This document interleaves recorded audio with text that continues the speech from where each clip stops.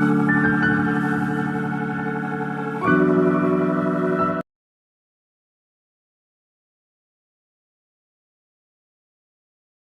पर उपस्थित अन्य अतिथिगण,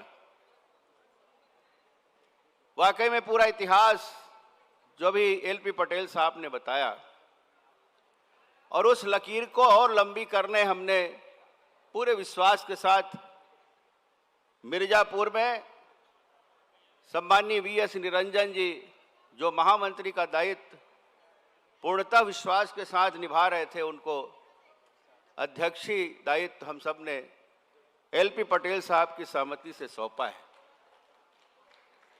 और हमें पूर्ण विश्वास है कि जो प्रशासनिक क्षमता उनमें है और जो सामाजिक भावना उनके मन में है, वो निश्चित रूप से इस महान कुर्मी समाज के महान उद्देश्य की पूर्ति में हम सब सफल होंगे। एक नाम आता है सरदार वल्लभ भाई पटेल जी का, जिन्होंने इस हिंदुस्तान के सूरत और सीरत को बदलने में अथक प्रयास किया। और मुझे याद है कि आज से 10 साल पहले जब सूरत में मैं उद्बोधन दे रहा था उस मंच से, तब मैंने कहा था कि जिस गुजरात ने पूरे हिंदुस्तान की तकदीर और तस्वीर बदल दी है, 265 रजवाड़े जोड़कर हिंदुस्तान को अखंड बनाने का जो संकल्प यहाँ से शुरू की गई थी, आज फिर से गुजरात से माननीय नरेंद्र मोदी जी के नेतृत्व में वो सफल हुआ है। और उसी गुजरात से हमारे कुर्मी समाज की सूरत और सीरत निश्चित रूप से बदलेगी, ये मैंने उस सूरत के मंच से कहा था। और आज देखकर हम सबको बड़ी खुशी हो रही है कि हर राज्य से लोग उत्साहित मन से राष्ट्रीय अधिवेशन में जाते हैं, एक दूसरे से विचार विमर्श मिलता है, एक दूसरे के क्षेत्र की व्यवस्था हम सब देखते हैं। और वाकई में जो गुजरात की व्यवस्था है हम सब के लिए सीखने लायक है। घर घर में मेहमानों के ठहरने की व्यवस्था, ये कितनी अच्छी व्यवस्था है। हम बाहर नहीं हैं, हम कोई गुजरात में नहीं आए हैं, अपने घर में अपने परिवार के बीच में आए हैं। ये अनुभव हम सब यहाँ कर रहे हैं। कोई भवन में नहीं, कोई होटल में नहीं, हम घर में हैं। और ऐसा प्रेम, ऐसा स्नेह, ऐसा लग रहा है कि हम यहीं रह जाएं। तो ये दिया है हमको गुजरात ने। इस पुण्य भूमि को मैं फिर से एक बार प्रणाम करता हूँ। महात्मा गांधी जी की ये भूमि है। तो ऐसे पवित्र भूमि में जब ऊर्जा जागृत होती है तो निश्चित रूप से देश और दुनिया तक जाती है। मैं बता दूं कि मैं छत्तीसगढ़ का एक छोटा सा राज्य, हमारा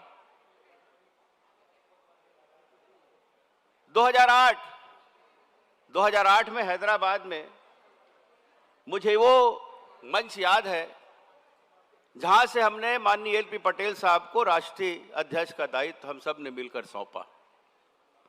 उसके पहले 2006 हमारे छत्तीसगढ़ प्रदेश क्षत्रिय कुर्मी द्वारा एक विराट कुर्मी सम्मेलन का हमने आयोजन किया था। उस समय माननीय श्याम बैस जी राष्ट्रीय अध्यक्ष थे और मैं वहां का महामंत्री था। और उस समय ये संकल्प हमने लिया, लगभग 70-80 हजार की भीड़ उसमें थी, पूरे छत्तीसगढ़ की। 400 किलोमीटर कोने से लोग वहां आए थे, इस भाव के साथ कि 2006 के बाद जो हमने वहां के 27 फिरकों को एक करने का संकल्प लिया, वो इतिहास वहां से शुरू हुआ।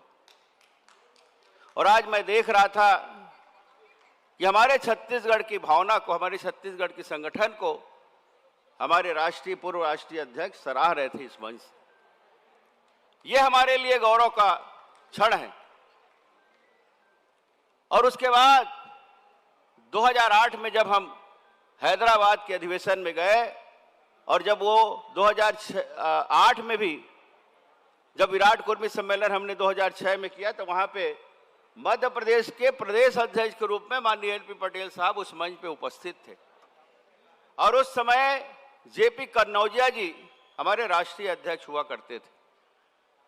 और उनकी अध्यक्षता में वो विराट कुर्मी सम्मेलन संपन्न हुआ। सभी नेता, सभी मंत्रीगण आए थे। 2008 13 साल तक अभिशाप लगा था हमारे राष्ट्रीय कुर्मी समाज को।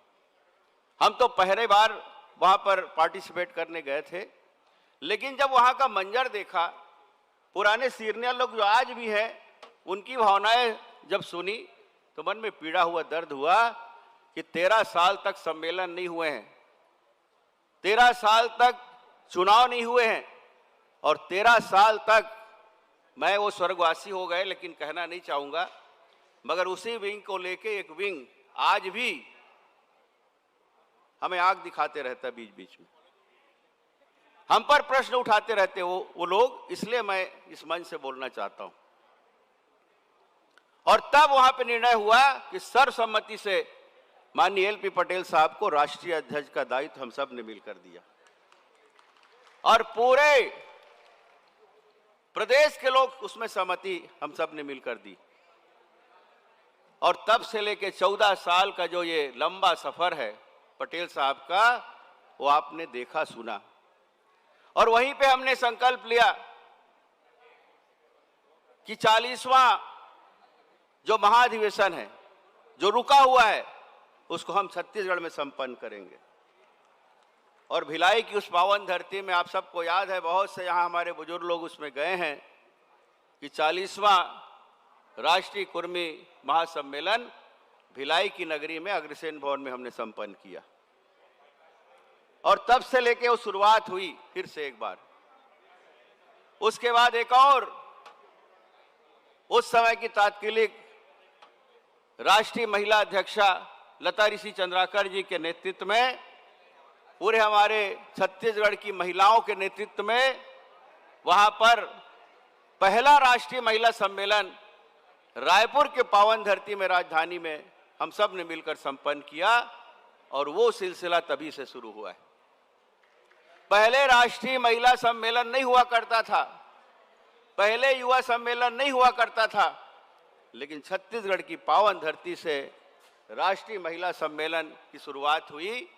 ये हमारे लिए गौरव का अवसर राष्ट्रीय नेतृत्व में दिया, और अब सिलसिलेवार वो परंपरा शुरू हुई है। आज शायद हमारे सीएम साहब के आने का वक्त हो गया है, और उनके आने के पहले कुछ व्यवस्था मंच पे बनानी है, इसलिए मैं ज़्यादा कुछ नहीं कहूँगा। लेकिन आज अगर लोकसभा और राज्यसभा की दृष्टिकोण से देखें, तो कुर्मी समाज के लगभग 67 हमारे सांसद वहाँ पे हैं। बहुत सारे मंत्रियों का फोटो बैनर पोस्टर में लगे, आप देख रहे हैं। और ये कुर्मी समाज की बढ़ती क्षमता का प्रतीक है। कुर्मी समाज ने जो संगठन क्षमता दिखाई है, उसका प्रतीक है। और कलयुग में कहा गया है कि संगठन ही सबसे बड़ी शक्ति है।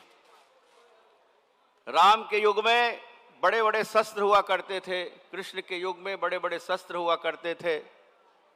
अब तो किसी देश को शक्तिशाली मानते हैं तो अणु बम, परमाणु बम की दृष्टिकोण से मानते हैं, लेकिन वो देश सबसे ज्यादा शक्तिशाली है जिस देश में एकता है, जिस देश में अखंडता है, जिस देश में भाईचारा है, जिस देश में शांति है।